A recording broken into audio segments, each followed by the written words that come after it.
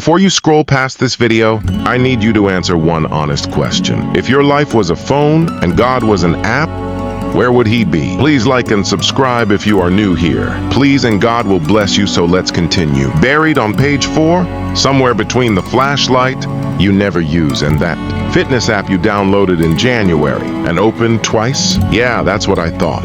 Here's the thing nobody in church tells you straight. Most Christians have God in their life, but very few have God first in their life. And that one word, first, is the difference between a life that looks good on Sunday and actually works on Monday. Today we're talking about the 5 things that completely change the moment you stop giving God the leftovers and start giving him the first cut. And I'm not talking small tweaks. I'm talking restructure your whole operating system level change. Now, I need you to stick around until number 5. Because number 5 is the one that most people who call themselves Christians are actively running from. And once you hear it, you cannot unhear it. Let's go. Point 1. Your relationship with money stops running your life. Number 1. Money. And yes, we're starting here because this is where most people's faith gets exposed fastest. You want to know what a person actually values? Don't look at what they post. Look at where their money goes before the bills are even paid. Here's the uncomfortable truth. A lot of us have been walking around calling ourselves believers while money has been sitting on the throne of our lives collecting rent. We wake up anxious about it. We go to sleep stressed about it. We make life-altering decisions based on fear of losing it. That is not managing money. That is being owned by it. And here's where it gets ironic. At the very thing you're white-knuckling trying to hold on to, the tighter you grip it, the more chaotic your financial life gets, because you're operating out of scarcity, not stewardship. Proverbs 3:9 says, honor the Lord with your wealth, with the first fruits, not the leftovers, not what's sitting in your account after Uber Eats and that subscription you forgot to cancel. The first, the top, before anything else. When God is actually first in your finances, something shifts in your brain chemistry. Generosity stops feeling like a loss and starts feeling like an investment. Contentment stops being a word pastors say and starts being something you actually feel. And the wild part? The money you do have starts stretching further because you're making decisions from wisdom instead of panic. You go from broken blessed to blessed and building, and that is a completely different life. But money is just the surface. Because the real thing that changes when God goes first isn't in your wallet. It's somewhere a whole lot more personal. And most people have no idea how deep this one goes. Point 2. Your peace stops being something you have to chase. Number 2. Peace. And I don't mean the spa day, noise-canceling headphones, essential oils kind of peace. I mean the kind that makes absolutely no logical sense given your circumstances. Let me paint you a picture. Your account is low, a relationship is rocky, you've got 3 problems and 0 solutions, and somehow there is this deep, settled calm in your chest that has no business being there. That is Philippians 4:7, the peace that surpasses understanding. And the word surpasses is doing heavy lifting there. It literally means it bypasses your ability to reason your way to it. You cannot logic yourself into this kind of peace. You cannot manifest it. You cannot find it at the bottom of a bottle or the top of a dopamine scroll. It only comes from one source. Here's what most people do when life gets hard. They reach for distraction, phone, food, noise, anything to drown out the anxiety. And it works for about 45 minutes. Then the quiet comes back, and so does everything you were running from. But when God is first, and I mean first in your mornings, first in your decisions, first in the moments when everything feels like it's unraveling, you stop carrying the weight alone. You hand it over, not once, every single day, every anxious thought, every spiral. You give it to someone who actually has the infrastructure to hold it. And the thing that changes practically, you stop making terrible decisions from a panicked place. Peaceful people make better choices. Full stop. They don't send the unhinged text. They don't quit impulsively. They don't say yes to things out of fear or no to things out of pride. Peace isn't passive. Peace is actually one of the most productive states a human being can operate from. And speaking of operating, wait until you hear what this peace does to your relationships. Because this next one, this is the shift that cost people something, and most aren't ready for it. Point 3. Your relationships get better or get gone, and both are a win. Number 3. Relationships. And I need you to not flinch at this one. When God goes first in your life, your standards are no longer set by your emotions. They're set by your values, and that is a problem for some of the people currently in your circle. See, some people in your life don't actually like you.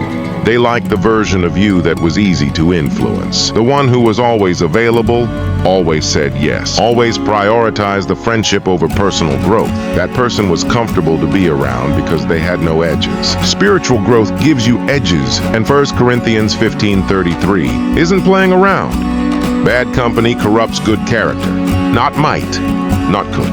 Corrupts. Present tense. Ongoing. Right now. Which means some of the relationships you're maintaining, out of loyalty or guilt, are actively working against the person God is trying to build in you. Now here's the part people miss. This isn't about becoming cold or cutting everyone off like you're some kind of enlightened monk. It's about becoming intentional. When God is your filter, you stop letting people into your inner circle just because they've been there a long time. Length of relationship is not the same as value of relationship. Your childhood friend who tears you down every time you try to grow is not an asset. He's a liability dressed up in nostalgia. But the flip side of this, beautiful. The relationships that do align, they hit different, deeper, realer. Iron sharpening iron instead of two dull blades just coexisting. And your romantic life?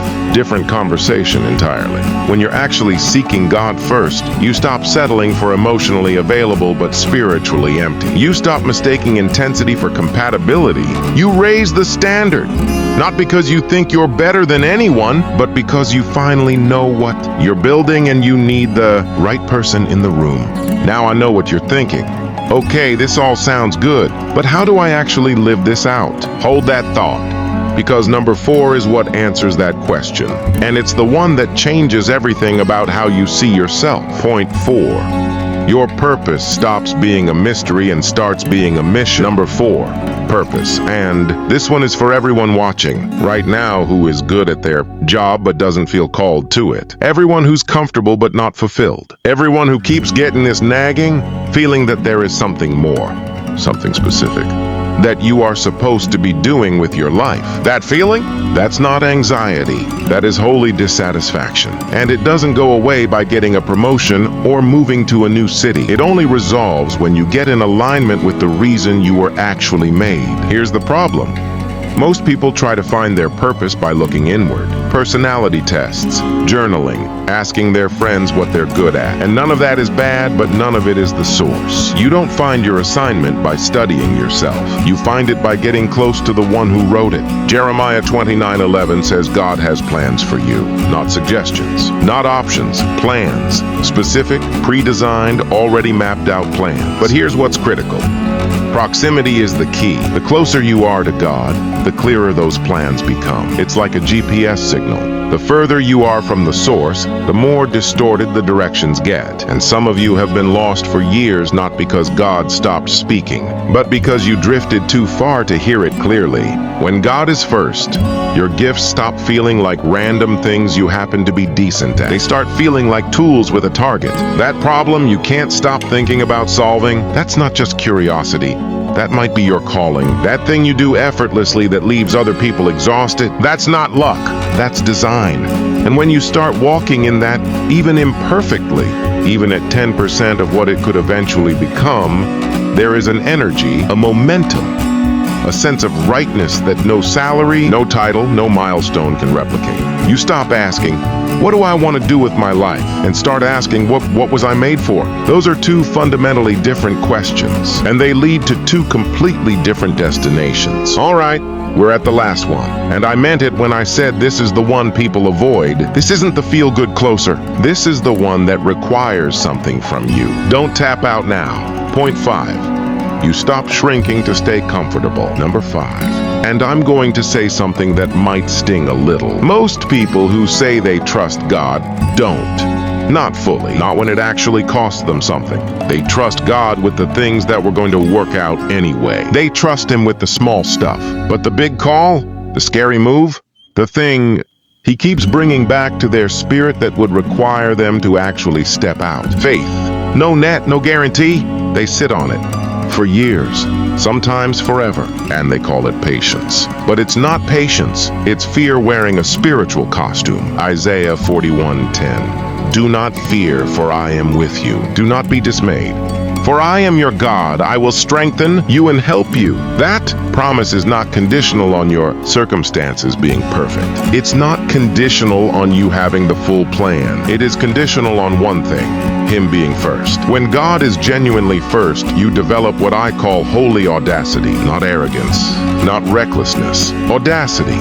This settled, deeply rooted confidence that moves even when it's afraid, because it's rooted in something bigger than your own ability. You start applying for the thing, starting the thing, saying yes to the call that scares you and no to the comfort that's been slowly making you smaller. Not because fear disappears, but because your faith finally outweighs it. And here's the emotional reality I want to leave you sitting with. There are people who will spend their entire lives playing it safe, choosing comfort over calling, and they will die wondering what if. They'll never know what was on the other side of that yes. They'll never find out what God could have done through them if they had just stopped shrinking.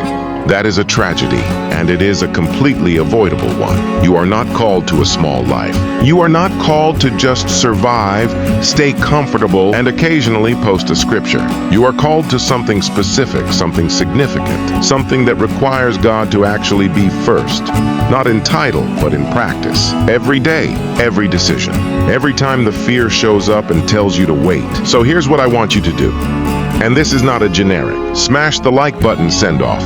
Pick one of these 5, just one, and this week, not someday, this week, make a real, concrete decision to put God first in that specific area. Your finances, your peace, your relationships, your purpose, your fear. One area, 1 week. Real commitment. And then drop it in the comments. Tell me which one you picked and why. I read every single one.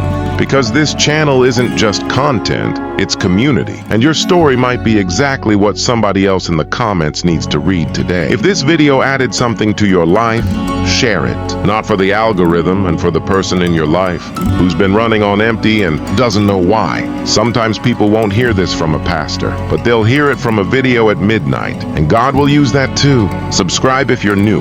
We're building something real here. Faith, growth, and the kind of life that actually means something when you look back on it. I'll see you in the next one.